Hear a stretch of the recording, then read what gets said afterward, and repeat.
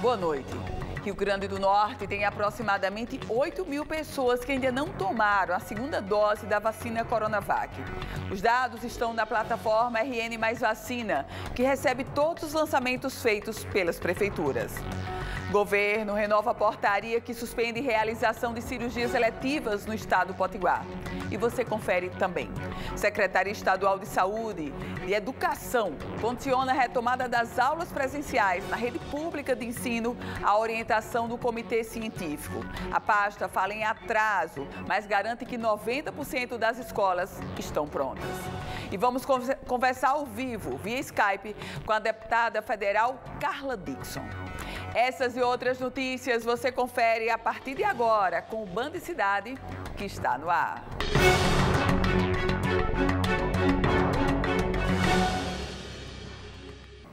No Rio Grande do Norte, cerca de 8.000 pessoas ainda não tomaram a segunda dose da vacina Coronavac.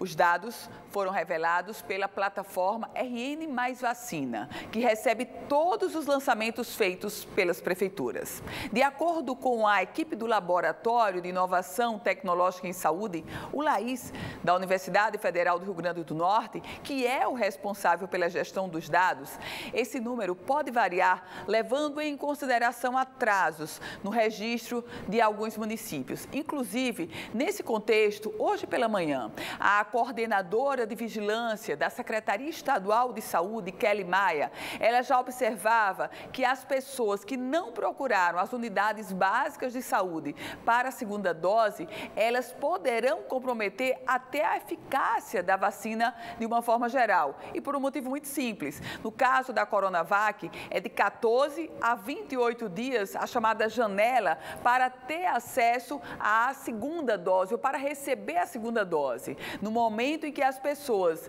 não procuram, aí corre o risco de perder a eficácia. Vamos acompanhar nessa matéria.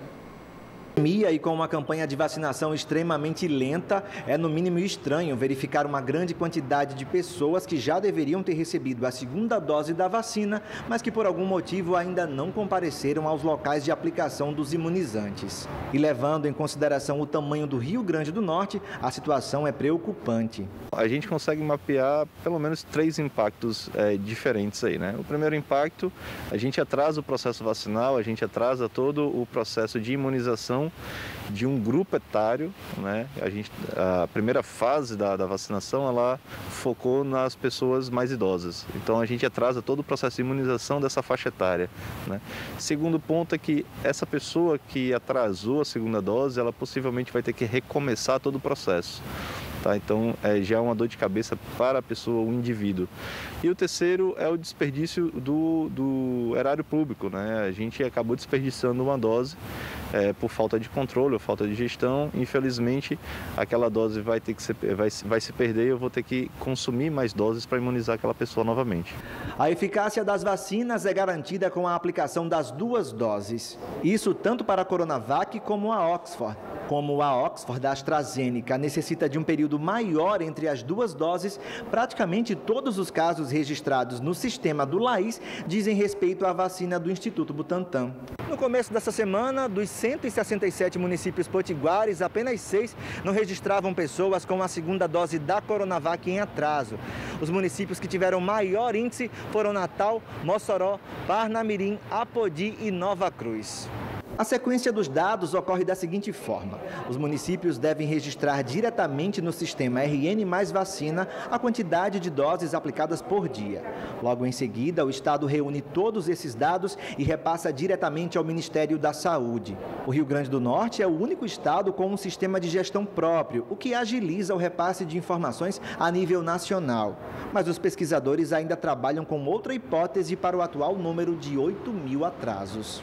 Observando os dados do RN Mais Vacina, o que a gente percebe é que o principal motivo é o atraso do registro dessa informação no sistema, né? Os municípios, a gente compreende que a maioria deles tem um grande volume de vacinação diária, mas esses mesmos municípios e todos os outros, eles levam um certo tempo para registrar essa vacina no sistema. Então, a parcela, a gente acredita que cerca de 90% a 95% desses números já tenham, de fato, tomado a segunda dose, mas faltou os municípios registrarem isso no sistema, inclusive para que a gente possa mandar essa informação para o Ministério da Saúde para fazer a computação das vacinações do Rio Grande do Norte. Diante dessa situação, a corrida para uma vacinação em massa mais rápida continua. Tudo para tentar fazer o Estado sair da situação de colapso em que se encontra a área da saúde. O que está faltando hoje, nesse momento, é vacina, né? Infelizmente, o governo ele tem que correr contra o tempo para adquirir mais doses para que a gente possa ampliar essa vacinação e aí sim a gente atingir patamares como os outros países que já estão vacinando aí na casa de 50% a 60% da sua população. E as cirurgias eletivas no Rio Grande do Norte deverão permanecer suspensas. A Secretaria Estadual de Saúde renovou a portaria que determina o cancelamento de cirurgias agendadas nos hospitais do estado, incluindo também os procedimentos marcados nos hospitais particulares. Apenas as cirurgias vasculares, cardíacas, ortopédicas e oncológicas não devem ser canceladas. A suspensão das cirurgias eletivas nos hospitais públicos e privados do Rio Grande do Norte foi renovada através de portaria publicada esta semana pela Secretaria de Saúde Estadual. A medida é para racionalizar os insumos hospitalares. Está faltando medicamentos para a realização das intubações. Nós vivenciamos a nível nacional uma crise de abastecimento de anestésicos e de bloqueadores neuromusculares, os chamados kits de intubação. Nesse sentido, tanto a iniciativa pública como a privada já passa por dificuldade na aquisição desses insumos. Então, essa medida, além de visar proteger os usuários, né, uma vez que há um aumento de demanda Covid ainda nos serviços de saúde, é também de racionalizar esses insumos para a garantia dos mesmos para pacientes que necessitem ser intubados nesse contexto. E após o Ministério Público do Rio Grande do Norte entrar com uma ação para pedir que a Justiça determine o retorno às aulas em formato híbrido, com ensino presencial e à distância, na rede pública de ensino, o secretário estadual de Educação, Getúlio Marques Ferreira, afirmou hoje que essas aulas só deverão ser retomadas após a recomendação do Comitê Científico do Estado. As escolas da rede pública estadual e municipal de ensino não têm aulas presenciais desde março de 2020, início da pandemia da Covid-19. Agora, o Ministério Público está pedindo na Justiça que as escolas públicas sigam o mesmo modelo híbrido da rede privada. O secretário estadual de Educação disse que continuará seguindo as orientações do Comitê Científico, ou seja, por enquanto, nada de aulas presenciais. O professor registrou ainda que essa expectativa pela reabertura das escolas tem como base um erro de cálculo. Nós vamos honrar, sim. Não honramos esses prazos por conta do que aconteceu na pandemia. Eu fiz uma análise de cenário equivocada, não sei se foi só eu ou o Brasil todo, né? Que em janeiro nós estaríamos em outra situação. E hoje nós estamos numa situação pior do que a situação de janeiro. Segundo o secretário, mais de 90% da rede estadual de ensino estaria preparada para receber os alunos presencialmente. O gestor, no entanto, confirma, houve um atraso nesse processo. A questão das escolas, também tivemos um pequeno atraso, mas hoje eu estou com a tranquilidade de que a gente, no dia do retorno, vai estar com tudo pronto, até porque das nossas 598, né, são 615 mais 17, são de espaço nas escolares. Nas 598 escolas, temos mais de 550 já totalmente prontas, 100%, Mossoró, Caicó, Curral, por exemplo, tem 100% das escolas prontas, e 3 directs, que são Açu, Nova Cruz e Ceará Mirim, né? A Secretaria está dando agora um grande apoio, porque esse trabalho é feito pela própria diretoria da escola, né? Colocando as condições de segurança, e eu acho que a gente está com essa segurança tranquila. Mas, se elas estão prontas, por que as aulas não foram retomadas? Na verdade, tempo houve de sobra. Outras justificativas certamente poderão ser colocadas no cenário. O fato concreto e inquestionável é que a educação pública hoje se era sequelada antes da pandemia e os números do IDEB apontavam para isso, atestavam isso. Essa sequela se transformou em uma grande cratera, que é desafiadora não só para o gestor da educação, não só para o professor, para o aluno, mas para a sociedade de uma forma geral. Vamos falar agora sobre futebol, porque a Federação Norte-Riograndense de Futebol retoma amanhã o campeonato estadual com 2 jogos. Inclusive, o presidente da Federação Norte-Riograndense explica mais sobre essa retomada. Você acompanha comigo agora. E isso nos fortaleceu a recomeçar no futebol já nessa quinta-feira, com o jogo inicial do Palmeiras com o América e a sequência natural dos jogos, claro que dependendo também de algumas modificações em decorrência do avanço do América e do ABC nos eventos que participam, que acredito que ocorrerá. É aquele mal que traz tanto bem para o futebol do estado, é torcer pelo Rio Grande do Norte e continuar nessa luta de crescer com a base, que é o estadual, organizando, compreendendo as dificuldades, apostando no protocolo mais rígido, e isso quem vai ganhar é utilizar o futebol como uma ferramenta de manutenção do cidadão em sua casa, combatendo a propagação e o movimento social dentro da cidade. E amanhã, às 3 horas da tarde, você acompanha o primeiro jogo dessa retomada, Palmeiras e América. Sabe por onde? Pelo YouTube da Band Natal. Aliás, no campeonato estadual, tudo você vai acompanhar pela nossa Band Natal. Hora de falar sobre o tempo, vamos conferir a previsão do tempo para amanhã em parte da região Nordeste. As informações são da Somar Meteorologia. Olá, muito boa noite também a todos que nos acompanham.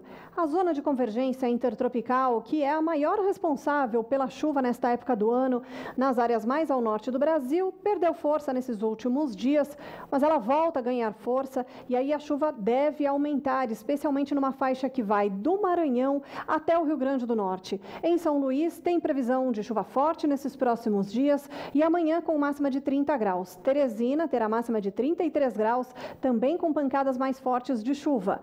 Em Natal, a quinta-feira terá pancadas de chuva com máxima de 29 graus e pelo menos até o início da semana que vem deve chover e o calor continua. Recife, com chuva mais forte na quinta, mais fraca na sexta, volta a aumentar no fim de semana e amanhã à tarde vai fazer 29 graus.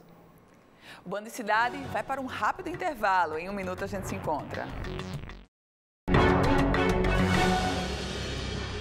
Esta semana, o governo federal começou a pagar a nova rodada do auxílio emergencial. Ao todo, serão 4 parcelas entre os valores de R$ 150 a R$ 375. Os requisitos para o recebimento desta nova rodada mudaram e o governo reduziu a quantidade de pessoas beneficiadas.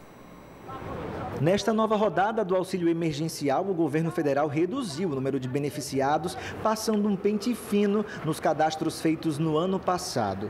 Nessa nova etapa de pagamentos, 44 bilhões de reais foram destinados ao auxílio por meio da PEC emergencial 109 de 2021. Com a promulgação da emenda, o governo pôde ultrapassar o limite do teto de gastos sem gerar maiores problemas fiscais.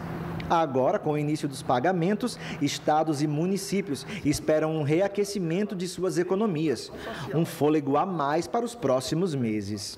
É extremamente importante a volta desse benefício. A gente lamenta que sejam valores tão irrisórios. Era importante que, no mínimo, fosse os 600 que foram pagos no ano passado. Independente disso, todo e qualquer valor que chega ao nosso Estado é extremamente importante, principalmente para aquela categoria dos trabalhadores que se encontram desempregados, subocupados, com rendimentos mínimos. O setor que mais aguarda a introdução desse dinheiro é o comércio. Mesmo com grande parte dos beneficiários do auxílio emergencial recebendo o menor valor, ainda assim, o ganho para o setor é inestimável. Esse dinheiro, ele entra no comércio varejista e ele consegue criar um mecanismo de reprodução que vai aumentar aí em pelo menos 150%, 200% a entrada desse recurso.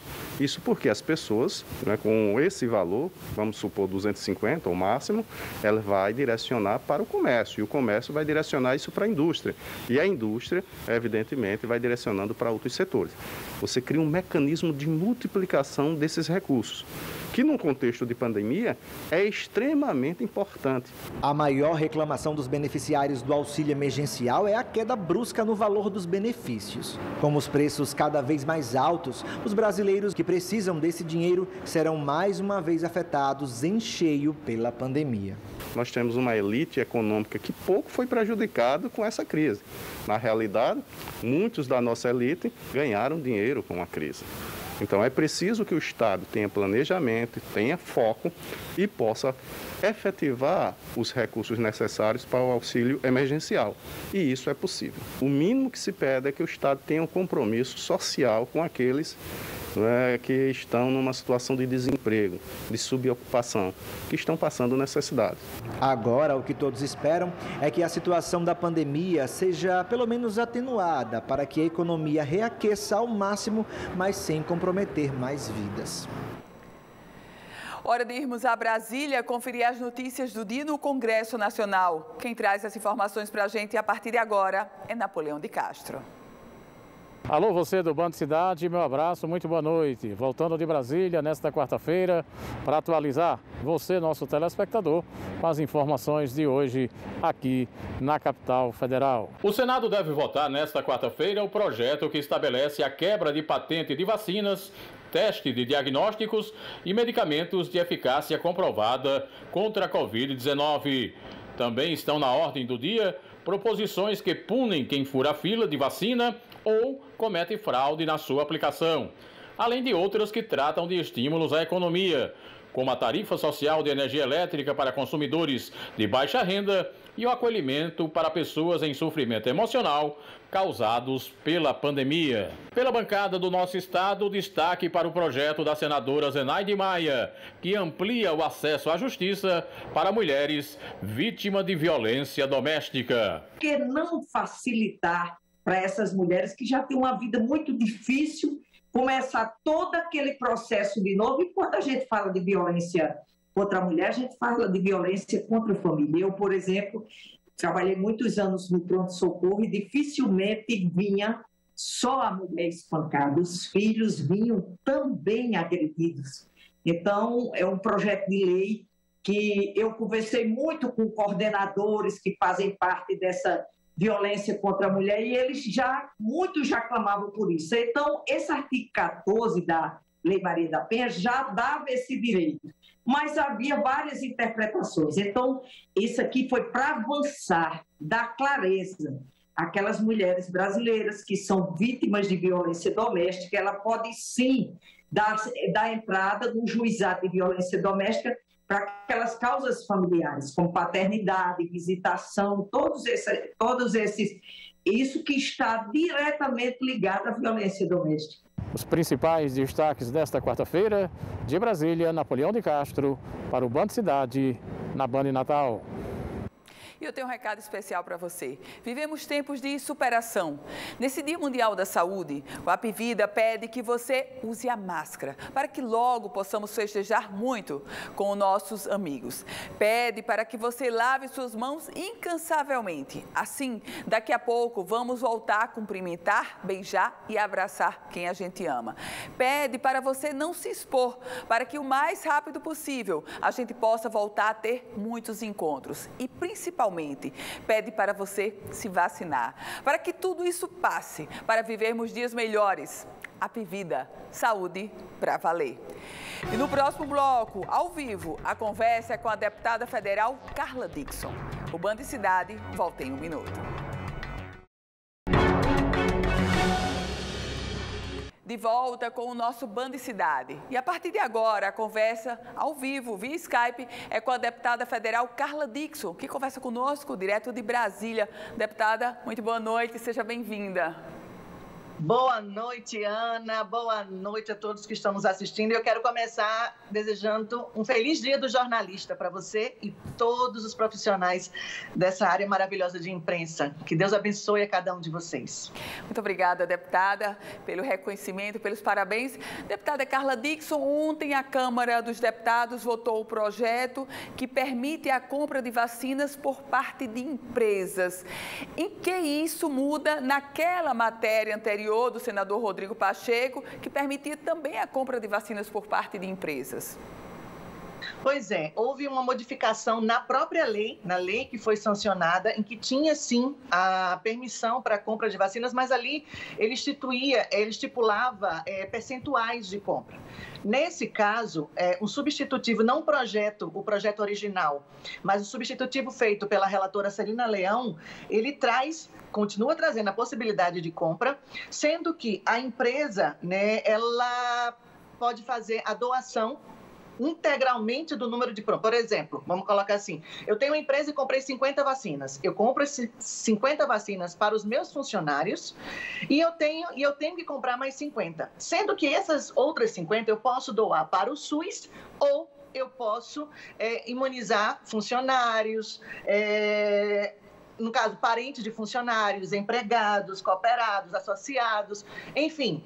Não necessariamente entregar tudo para o SUS, tá? Eu poderia fazer esse trabalho que, de qualquer forma, acaba diminuindo, provocando, entre aspas, uma economia, para o serviço público, porque aquela população também já vai estar sendo vacinada.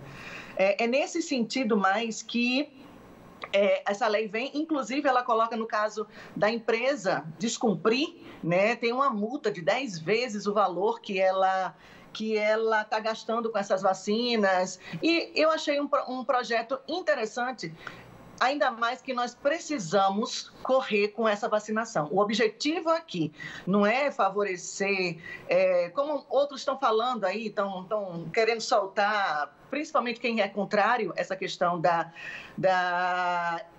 do setor privado de comprar as vacinas, Agora é interessante, o setor privado ele compra as vacinas e tem que aplicar de forma gratuita. Não é essa história de vender vacina, isso não é permitido no Brasil, tá? Tem que aplicar de forma gratuita. E o que eu vejo, isso aí é uma junção de esforços para que cada vez mais nós possamos ter uma imunidade que se chama de rebanho, agora com vacina, E de forma que a gente possa voltar com o nosso novo normal, o mais rápido possível. Deputada Carla Dickson, a senhora integra, inclusive, a comissão da Covid-19 na Câmara dos Deputados. Por todas as informações que estão chegando na comissão e pelas movimentações do Ministério da Saúde, qual, de fato, a projeção hoje, deputada, para a gente chegar à chamada imunidade de rebanho com as vacinas? Olha só, uma coisa que no início, assim que o ministro Queiroga, doutor Marcelo Queiroga, ele assumiu, ele disse, eu tenho uma meta, vacinar por dia 1 milhão de habitantes aqui no Brasil. Nós batemos essa meta quinta-feira passada. Tá? O Brasil, hoje, tem 37 mil salas de vacinação pelo Plano Nacional de Imunização, que é o PNI, que tanto falam PNI, é o Plano Nacional de Imunização, que, diga-se de passagem, é um dos mais reconhecidos do mundo. Um dos melhores planos de vacinação do mundo é o brasileiro. E nesse PNI, com 37 mil salas de vacinação, nós temos a capacidade por dia de vacinar, de imunizar 2.800.000 pessoas. Então, o que está faltando, Carla, para isso acontecer? O que está faltando? Está faltando a vacina. Calma. O que está acontecendo no Brasil hoje? Começou a produção em território nacional, na Fiocruz, da vacina de Oxford. Butantan está sinalizando o início da produção também lá, com entrega de 55 mil doses, milhões de doses, meio de maio. A Pfizer, que foram compradas 135 milhões de doses, que só era previsto a entrega no final de julho, já está falando em antecipação de 35 milhões de doses agora para maio, junho. Isso é muito bom para a gente. E o que eu tenho do Ministério da Saúde, que até o final de semana passado agora, o Brasil todo recebeu 11 milhões de doses para a imunização. Uma das coisas que a gente vê aí em Natal, eu tive a oportunidade de visitar para ver como é que estava acontecendo, eram os drive-thrus, né? E as filas grandes, mas outro drive também já foi aberto. E o que a gente observa é que está tendo um esforço. Inclusive, as Forças Armadas, elas vão entrar principalmente, porque a gente vê muito Natal, Rio Grande do Norte, né? Mas a gente esquece que tem Amazonas, que tem Rondônia, que tem lugares que você leva cerca de 7 dias para chegar numa cidade. Se comida leva 7 dias, com certeza a vacina também, né? Então, todo esse esforço está sendo empreendido agora com essa sob nova direção, né? O Ministério da Saúde, e nós estamos muito esperançosos aqui.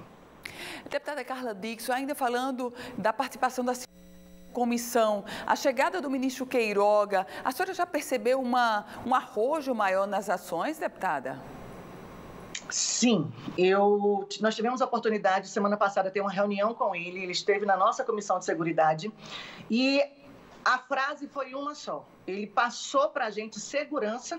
Ele tem muito conhecimento do que está fazendo, isso é a importância de você conhecer o Sistema Único de Saúde, né? Não adianta você ser o melhor administrador de um hospital particular. Se você não entender como é que o Sistema Único de Saúde do Brasil funciona, você não consegue administrar, né? Então, ele passou para a gente uma segurança. Uma das coisas que ele falou várias vezes, que é necessário seguir as normas de segurança que está sendo preconizado, álcool gel, a máscara, né? Todos do Ministério da Saúde são obrigados a usar a máscara.